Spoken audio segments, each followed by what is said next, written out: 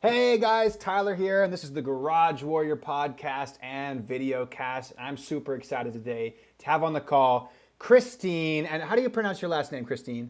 Fondran. Fondran. I almost said Fondran, like Duran Duran.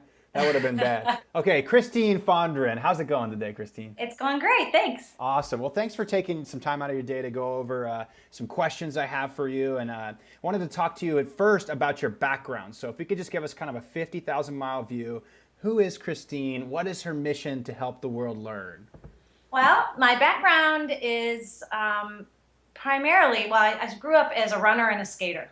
Okay, so I guess just start where I really kind of came to yoga is that I was a runner as a kid, ran through high school, was pretty competitive, a state competitor. Eventually got into marathon running, and my career, which I think was going to be illustrious, was really cut short. I was done at 22, and it was a repetitive stress injury to my hip from not stretching. Yeah. So at 22, I was running a 3:21 marathon, which isn't too shabby. It's pretty dang good. Really, yeah. it's pretty good for especially 20. For a woman, usually you peak in your 30s. So Were you long hopeful story short, I to? was- Were you hopeful to go compete internationally, or maybe go to the Olympics or something like that Oh, with well, that I kind of don't pace? think I was that good. No, I don't know. I don't think I was that good. I think you were that good. Well, I appreciate it. But luckily for me, I had a figure skating background as well. So I took some of my energy from running and I channeled it into skating at the time, inline skating actually. So I started doing long distance inline skating. I did some races for that. And I liked it. It wasn't running though. So, but I have kept doing that through all the years, and I've coached all kinds of skating for over 20 years. So starting with Wonderful. figure, I work with hockey players. I have a background with inline skating. I run a certification program. So long story short, the way I got to yoga, which is what you really want to know about, Right. is that I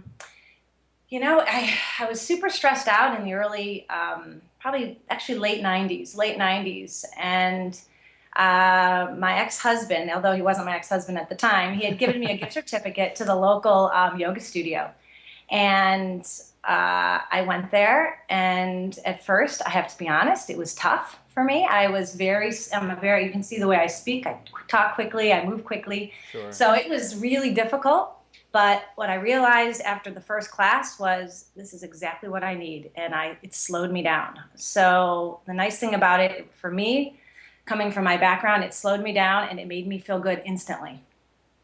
That's fantastic. How long ago was that? It was about 10, That 15 was years ago? probably 1999, 1998. Wow, so 15 years ago, huh? Yeah. So, and then, my education background, I am actually a teacher. I have a teaching background, and I have a master's degree in exercise science. Oh, So cool. through the years, I've applied a lot of what I've learned as a skating instructor to work with athletes, and using my education background, and now I've used my yoga background, which, like I said, I've been studying since about 1998, 1999. Fantastic. So that's kind of interesting to me because you have a lot of yogis out there, and I don't like to put down anybody from like a overall perspective, but a lot of people in like maybe the yoga community don't really understand things like exercise physiology or strength training, or maybe they don't even understand like good positioning as well as maybe they should. But it seems like you're kind of bridging the gap between understanding what it takes to train an athlete and understanding what it takes to really do some serious yoga. Is that the case? I think so. I've had an opportunity to work with a variety of athletes in conditioning settings, and I've tried to adapt yoga in all the different settings, from everything from working with hockey players to football players and wrestlers. And I think generally all athletes need flexibility training. Sure. And I think yoga, and not just the posture part, but the breathing and the stress reduction is exactly what athletes need. So I think that, my background in, exercise science has helped a little bit with applying yoga in those situations. Yeah, absolutely. So what do you see as the main benefits of somebody taking on a practice of yoga? What are the main 5 or 10 benefits that you saw that you see your clients see as well? Well, I think, the funny thing is I think a lot of people, well, they come to yoga for flexibility. And then you probably have the same amount of people that say, I'm not flexible enough for yoga, which is kind of funny. So yeah, they try to train before they go do yoga. train before they go to a class. People do that with fitness too. It's insane. Like, I'm going to get fit before I go get fit. And it never works.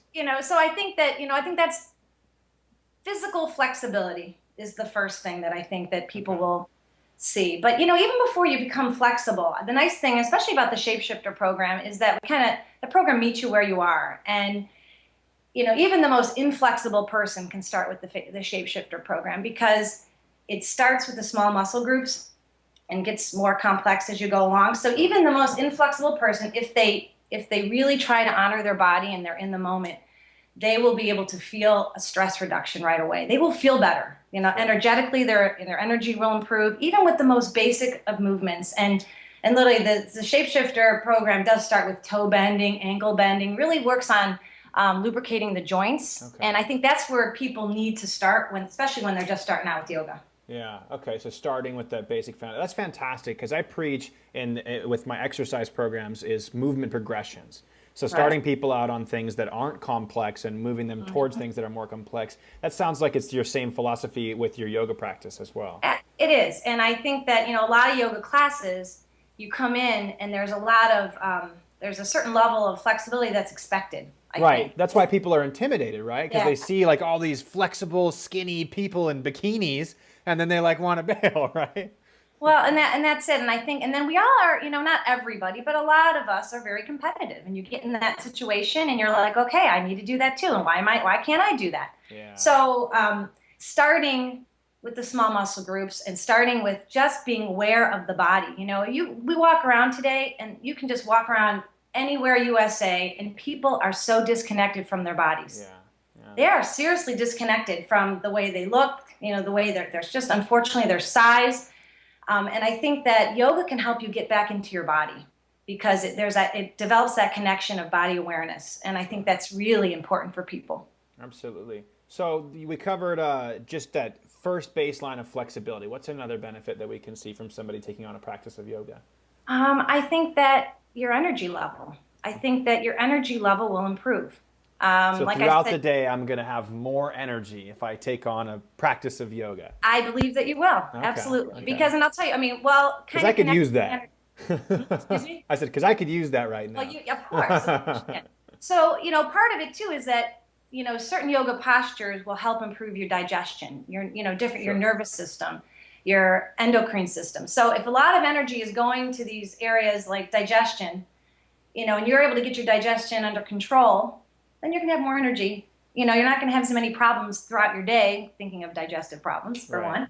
And that's helpful right there. You'll sleep better. So again, it's energetic. You'll be sleeping better, I believe. And let's see, what other? You want to know another benefit? Yeah, let's keep going on benefits. I want to hear it, because I actually really enjoy yoga. Some of the programs that I do have elements of yoga in them. So I'm just interested from your perspective as to what people can really expect to see. I feel like you're saying, so many people are intimidated to start it because of two reasons. One, they're either inflexible, they don't think they can do it. And two, they think it's too much woo-woo spirituality stuff, when really it's a physical practice, right? So. Well, okay, now, I think that it starts with the physical practice, right? And you can take it so much further than that. We don't talk about any of that in the Shapeshifter program, but it starts with the physical body. It adds the breath, but there's many meditational components to yoga that we don't go over. So, and there, we don't om and all that kind of stuff. But if you really get into a yoga practice, you're probably going to eventually find yourself at some point trying to meditate, perhaps oming. Yeah. But that's not necessarily the average person's goal, and I understand that. Sure, yeah. I don't want people to be distracted because they're like, oh, this doesn't fit within my beliefs or something like that. No, and I know people get worried about the religious aspects too, and that's one other reason. So, we don't do oming. That's not part of anything that's to do with Shapeshifter for sure. Right, you're trying to restore the body, make it feel better, give you more energy, so on and so forth. Well, one of the things that runs through my head. Do you like to be called Chris? I see you always. Chris, fine. Chris okay, fine. All right. I'm going to call you Chris because it's easier. So Chris, do you like? Or sorry, no, that wasn't the question I was going to ask. One of the things that runs through my head is that this could take a long time, right? So how long does somebody have to spend doing this in order to actually see benefits?